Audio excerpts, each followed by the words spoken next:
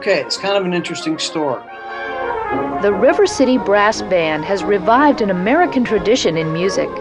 Around the turn of the century, there were 20,000 brass bands in America, 80 of them in and around Pittsburgh. 2 were company-sponsored employee bands at the H.J. Heinz Company. Others were sponsored by ethnic, fraternal, and political organizations. But their heyday didn't last long, according to Bob Burnett, founder and director of the River City Brass Band. What interested me was why they stopped, and it appears that 2 reasons. One was the Depression back in the 1930s, when there were limited, if any, profits to support that kind of thing.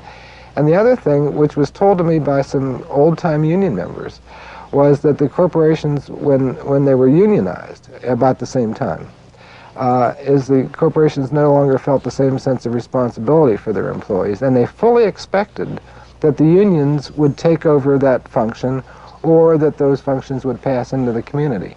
And of course, then what came along just about the time they might have done that was the Second World War. And the conjunction of those 2 things, the Depression and the Second World War, and it all went belly up. I think it was a posting from the Musicians Union or something. There was an advertisement that this new band was forming. We became aware that a local gentleman was starting this brass band nobody knew much about. But the more we learned about it, the more interested many of the brass players got. I got involved because I got a phone call from Bob Burnett. I think he was scouring Pittsburgh for baritone euphonium players. Tony Pasquarelli apparently got a call one day, and I would say probably, I don't know, 1979, something like that in the spring, from an old friend of his from the Civic Light Opera named Bob Burnett. Bob was not a brass player, but Bob reached out to my teacher, Tony Pasquarelli, who was the trumpet teacher at Carnegie Mellon, and said, look, this is the plan. We're going to develop a brass band. I've got a board. We're going to go for an English-style brass band. Who can you recommend for me to talk to? Bernard Black is a graduate of CMU, where he still teaches when he's not playing trumpet or cornet with the River City Brass Band. Right off of one, ba-dee-da, okay? Because that's playing with the brass band can give you a lot of thrills, mainly because there are so many notes that go by so fast. You're playing violin repertoire, you're playing vocal repertoire, you're playing woodwind parts constantly. So we're getting to play quite a few more notes than one would be used to in a symphony setting, and it makes it that much more challenging. To tell you the truth, it's quite difficult sometimes. If I'm recalling correctly, the highlight of those rehearsals were we rehearsed at the Iron City Brewery on I think it's Penn Avenue. That was big excitement. The first couple of rehearsals were rough. The first rehearsal was extremely invigorating because a couple of the board members came to that rehearsal. It was at the Iron City Brewery in Bloomfield. And Dave Figgins spoke at the time. He told us at that rehearsal, I never failed at anything. I'm not going to fail at this. And he didn't. And after rehearsal, Iron City Brewery opened up the kegs for the brass band, which was a really great way to end the first rehearsal. I entered Carnegie Mellon in the fall of 1981. And as we know, in early November of 1981 was the first performance. And I was at that first concert, sitting up in Carnegie Hall in Peanut Heaven, way up top, and thought it was a gas just listening to that. All the brass players were excited about auditioning for this new group that this guy is bringing into town. It's a brass band. None of us had ever heard of any of that stuff before. I don't know, for me, I was a kid making money doing what I enjoyed doing. It was just a hoot. I don't know that any of us really believed this thing would pan out, but as we got going further and further into it and realized how dedicated he was to it, and the folks that he had solicited on the board to help get it started, became apparent everyone really wanted this to succeed. They were having sub auditions, and so I think I was a sophomore, maybe a junior in college. And I thought, you know, what I got to lose, I'll come and play. So I did. I went and played. It was the My Old Kentucky Home theme and variations arranged by William Rimmer. I remember that like yesterday. First time I ever played a cornet, a true cornet, and that was the other thing.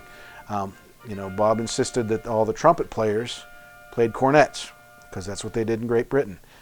It was still kind of like heaven sent in some ways for me to actually end up in Pittsburgh and end up being called by Bob and end up playing in the brass band was a dream come true in some ways.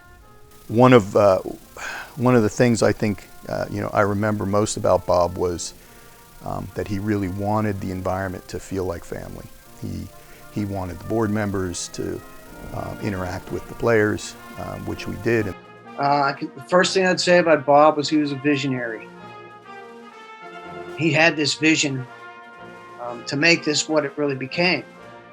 He was a very, very highly intelligent guy, taught at IUP, was the head of the Pennsylvania Council of the Arts, very talented musician and arranger. He had all of the tools, plus he had the interest. And he had some very influential friends that made this interest possible for him. And they literally went to England and they studied brass bands, English brass bands. Before he came over to start this one, he knew everything there was to know about a brass band. The work that Bernat and his musicians put into their performances is paying off. Audiences love the toe-tapping, spirit-lifting atmosphere of a River City Brass Band concert, and everyone feels like part of the family. A lot of that is due to Bernat's ability to arrange programs around themes that include just the right mix of familiar and new pieces. I think that the repertoire of brass bands consists of music that people relate to, people of all ages. And I mean, it's just not the Sousa marches. It's the fact that we play folk music, we play Stephen Foster, we play Richard Rodgers. It's kind of the mainstream of American music. He was very much a down-to-earth person, never tried to pretend he was anything other than who he was.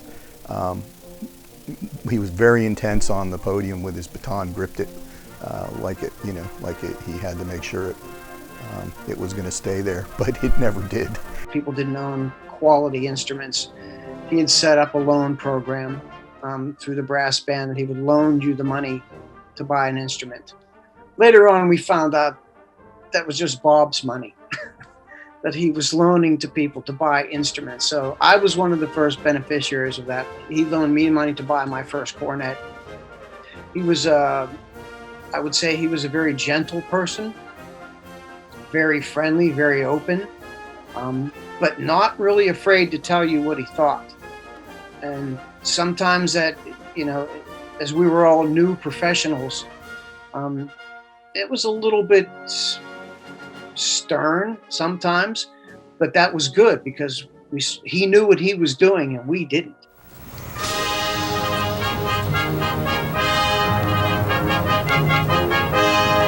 We're back now at 8 o'clock on this Monday morning, May the 18th, in the city of Pittsburgh.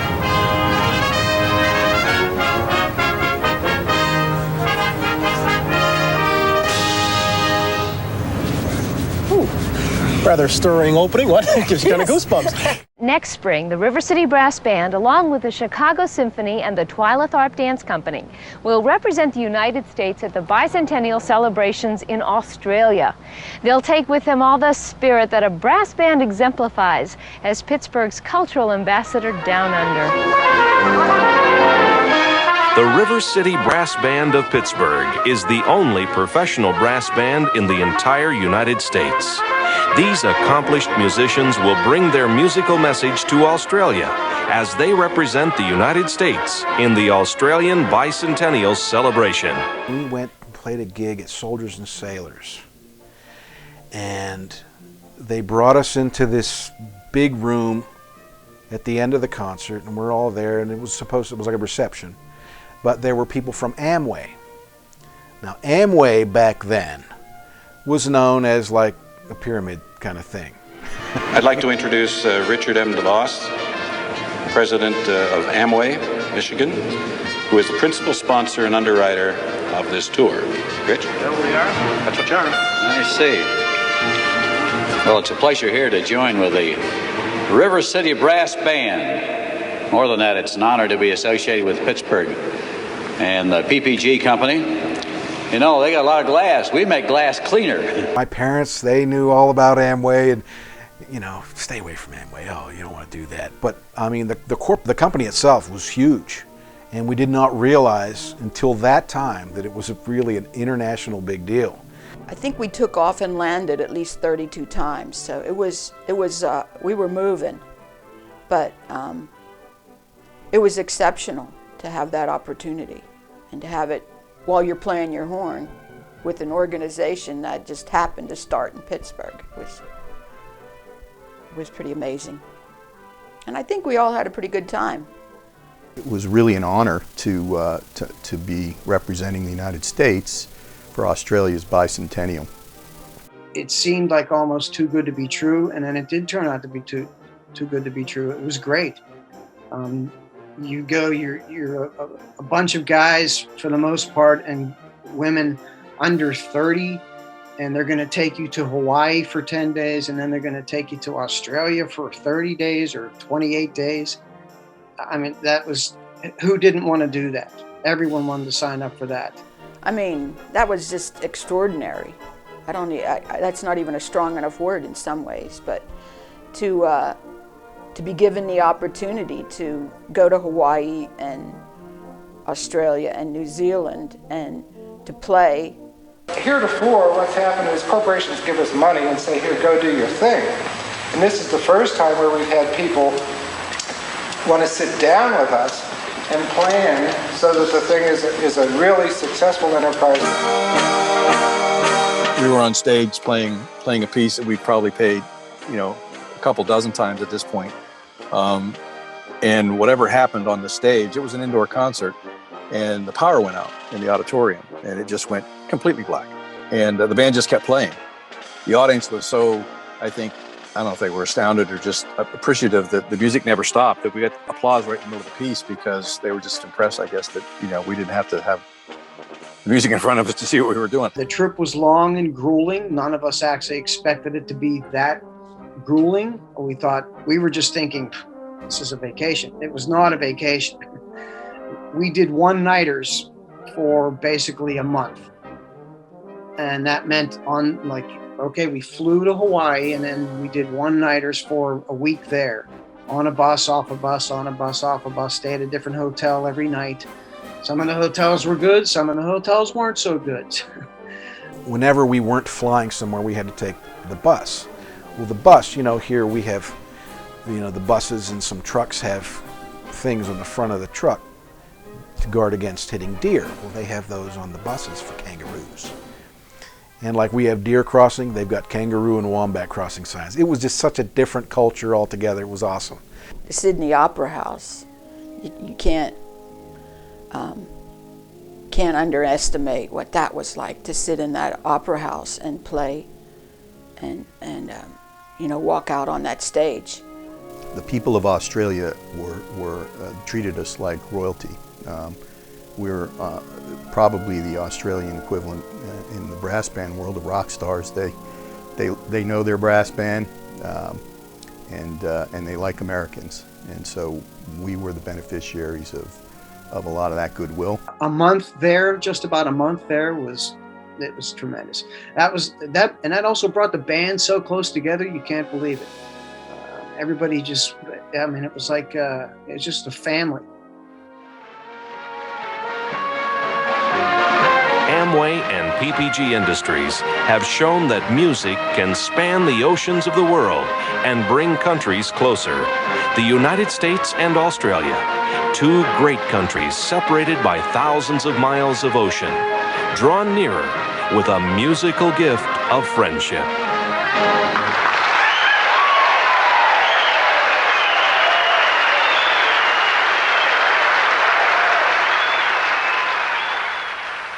We knew that Bob was not well, and at this point, honestly, none of us knew if the thing was going to continue after he had passed. Bob's illness actually wasn't sudden. It had carried on for probably at least a year and a half. So everyone was realizing what was happening. The Bob Burnett era, unfortunately, came to an end all too soon. Bob conducted like clear almost to the end. When Bob ultimately passed away, I mean, it was just that we all knew it was coming, but yet when it happens and reality hits, it's just kind of like, wow.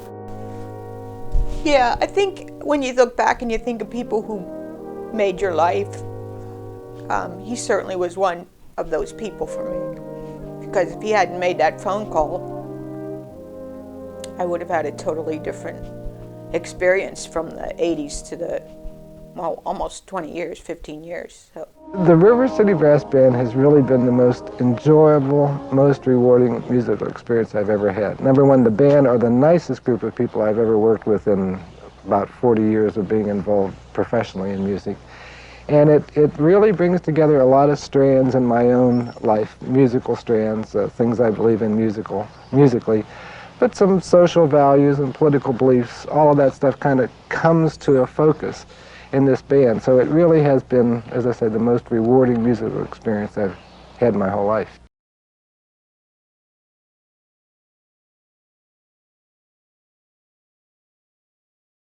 I think there was a lot of doubt at that point that the band would continue, which was probably pretty normal for everyone. I can tell you myself, I wondered, now what? What are we going to do now? It was, I remember it was a shock to those of us who didn't find out until very late in his illness, and it was even more shocking again to realize that we weren't sure where the band was going to go at that point. So literally, it was all up in the air whether the thing was going to continue. And fortunately, you know, Dennis grabbed the reins at that point and kept it going. So.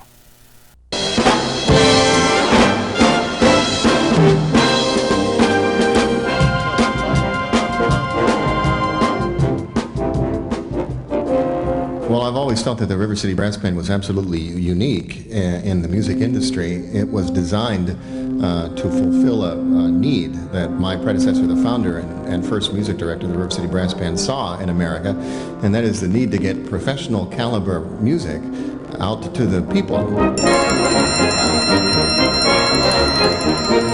I think Dennis took a lot of Bob's lead on the programming aspect, at least at first. You know, he still would maybe start with a march and then do a lighter song and then do you know, a solo, and again following Bob's similar pattern and outline of a program. But whereas Bob at the end of the first half would do a test piece from Great Britain, Dennis would program like an orchestral transcription.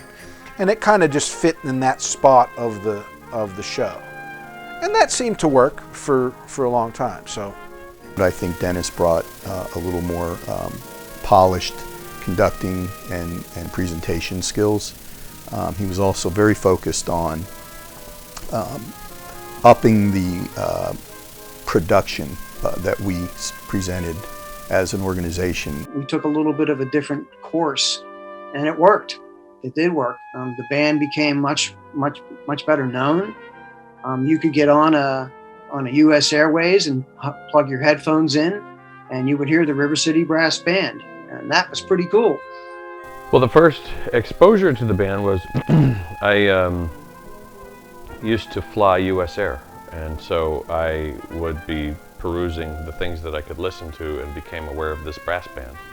You know, it was like jumping onto a moving train. There were a lot of, you know, there were people who picked up their horns the first day together practically, and had grown up together side by side in band and in district bands, and had gone to college together, and so there was this real long history and tradition, and had been a part of the organization since day one.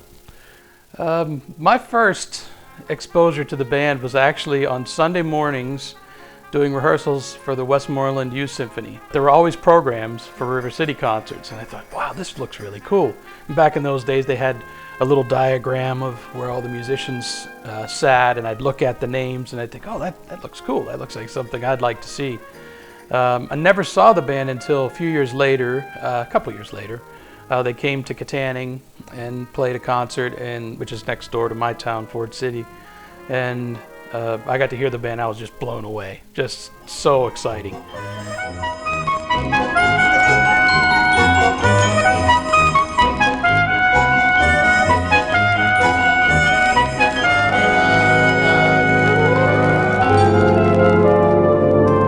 This is the kind of work we all dream about.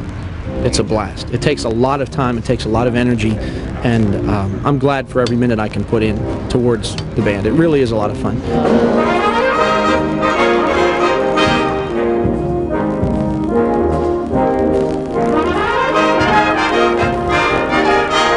We get to play just about anything that you can think of, and that's great. I think we're lucky in that this audience, most of our audiences accept us right off the bat.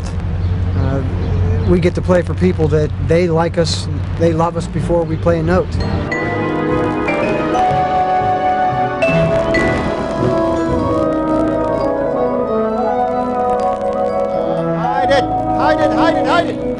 Hide it! It's piano. We stuck it in mute so that I didn't have to hear anything but texture back there. I need this to grow.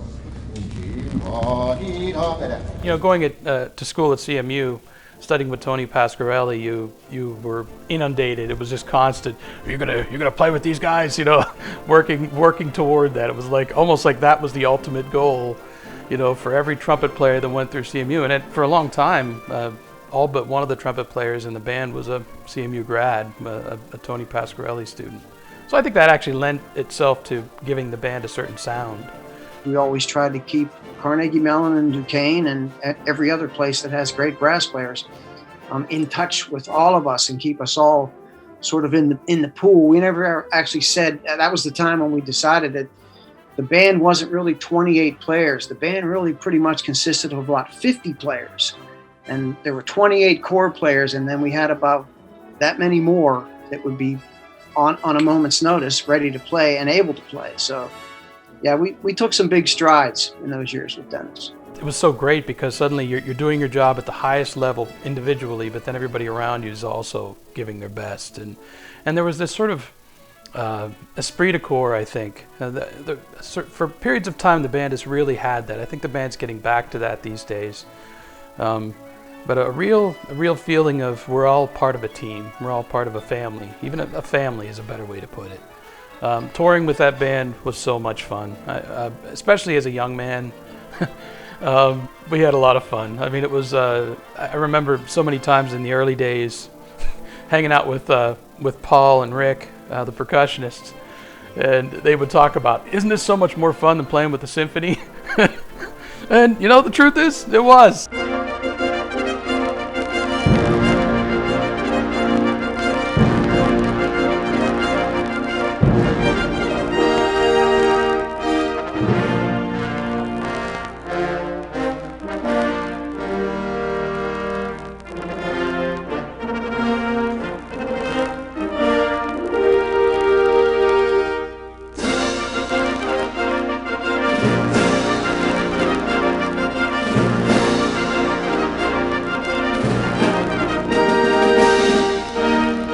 After September 11th, and wasn't on the program, but Dennis wanted me to sing God Bless the USA, and that was really poignant. That was bordering on difficult just in terms of the feelings at that moment. And it was, I don't know, it was just such a moment to be a part of, you know, to be standing in front of an audience, a pretty big audience at the time, and to feel that connectedness to the audience, but also to feel that I was able to sort of harness that and build that into something bigger. It was a great moment.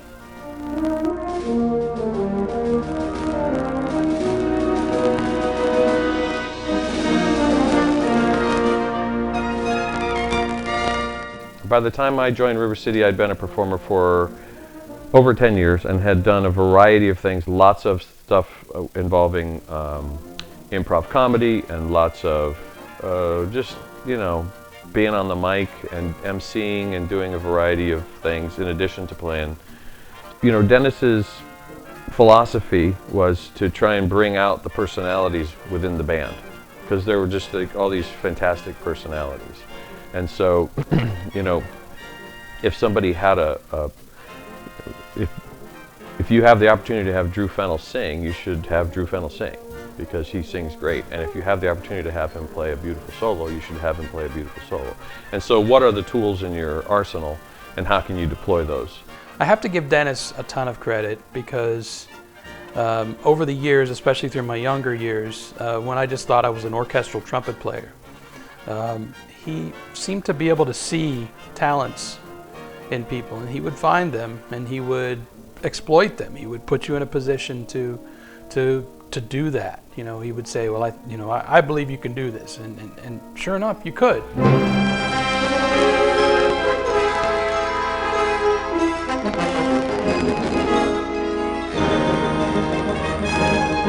The band was always struggling financially,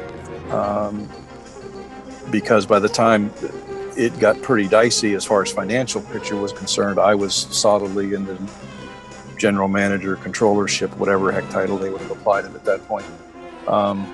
And we were always, it was always a day-to-day, practically a day-to-day cash flow planning. You know, what bills can we pay now?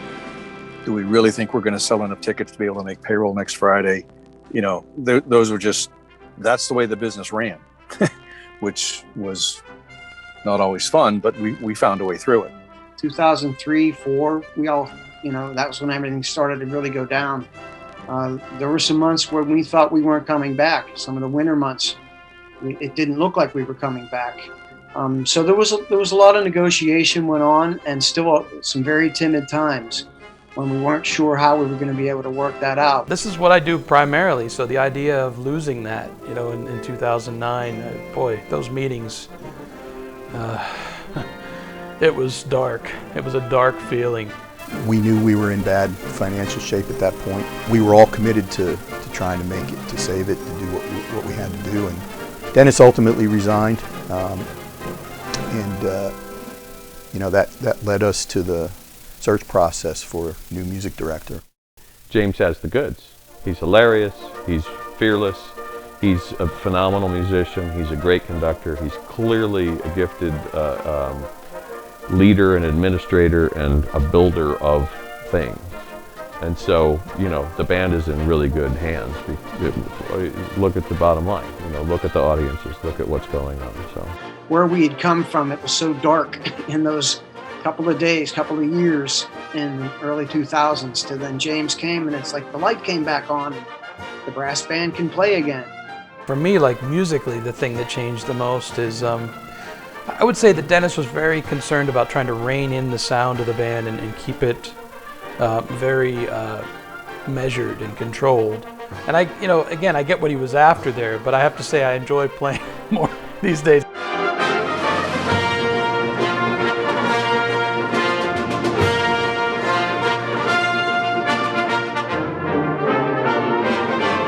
I feel very fortunate that things kind of rebounded the way they did, mainly thanks to James. I mean, you've got to give the man credit for somehow finding a way to sort of navigate really tumultuous waters.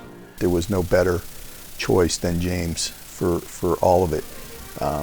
Someone who's done a lot of conducting work and a lot of leading of organizations, and someone who was committed to doing what was going to be necessary from a fiscal responsibility standpoint.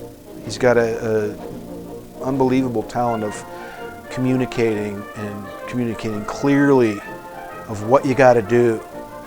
You know, and as a teacher, if somebody's having an issue, even he's a tuba player, but you know what, he's a brass player ultimately. And so if there's an issue, he can help you right out. I mean, he knows what to do and how to get it done, which is awesome. Very respectful and sympathetic to the players too, regarding endurance, programming most of the time. Just like from from Bob to Dennis, from Dennis to James, the level of expectations went up again. His demeanor, he has the demeanor from the podium as a player. So there's no wall between conductor and players. You know, his approach to what's on the stage is he calls us colleagues, and he's genuine in that. You know, he believes that we're all colleagues. I feel like the level of playing they get out of the players was fantastic. I feel like when the band would play, not test pieces, but pieces out of the British brass banding tradition, I had a much clearer sense of what that meant. His expectation level was much higher than anyone we had ever dealt with. And that's because of his international experience. He played in brass bands from birth, probably, it seems, and played with some of the greatest musicians and greatest orchestras in the world.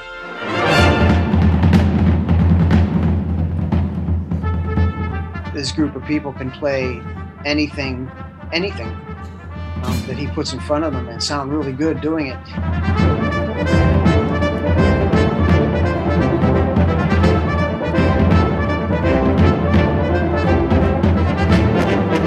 We were fortunate enough to be asked to tour Italy, and my Italian heritage can be traced back to the Naples area, and I've always wanted to visit Italy, so this was a dream come true for me.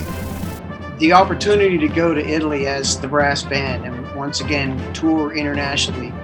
At the very end, we wound up playing in a medieval castle concert, which was very cool. We took the bus up this windy mountain road that you know, people have nightmares about, looking over the edge.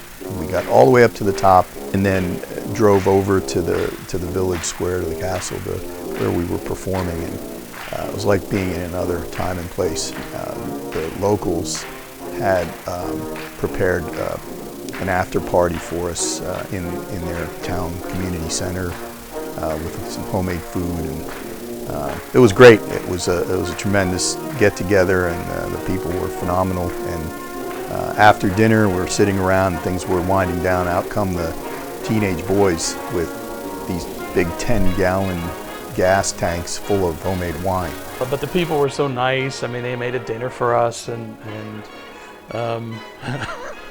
made us drink way too much wine. Made us drink way too much wine. Bevilo tutto was the word. It was the phrase. You were supposed to drink an entire glass of wine in one swig, and everybody pretty much did that. It was quite an evening. So they had an agenda. I want to tell you, they wanted to see how Americans could hold their liquor. It was clear, and some of us knew enough to get out of there after a while, and some of us didn't. And I'll leave it at that.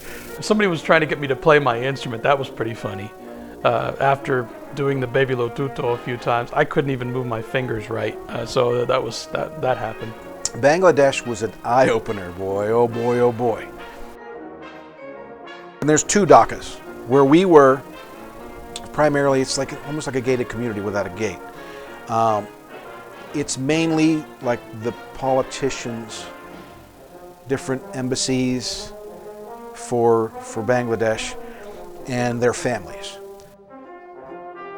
We got a chance to go out and play in the real Bangladesh with, like, you know, not paved streets, and we go to this girls' school we played at, and actually the group split in two.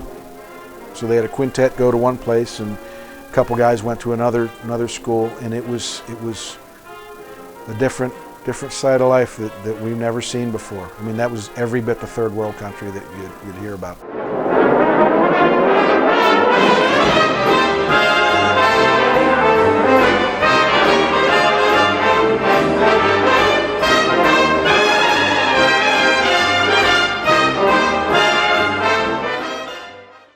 "40 years, you kidding me?" Like, if 1981, anybody would have said, okay, so it's going to be 2021. You guys are going to be celebrating your 40th anniversary. Not one person would have said, really? You know, everyone would have just, you're out of your mind. I guarantee nobody would have thought that it would be still, we are the little engine that could. I think it's a special thing. It's clearly a special thing, or it wouldn't be here anymore. And so I'm just grateful that I got to play a part in one, snippet of time over the 4 years. So I always felt like I was doing something positive for people, and I think that's really what the band is all about.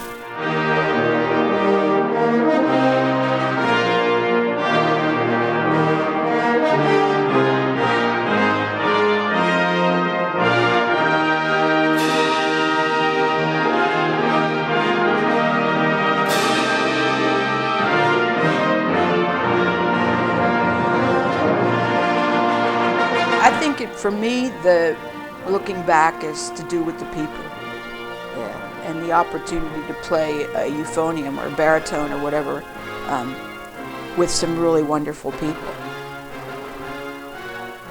The relationships that the band builds with each other is just awesome. I mean, that's my family. That's the biggest thing I miss about not being there. I miss my family. The fact that you can move people, that people can be touched by the music and can feel something. I mean, what else do you want to do with your life? I mean, what could be better than that?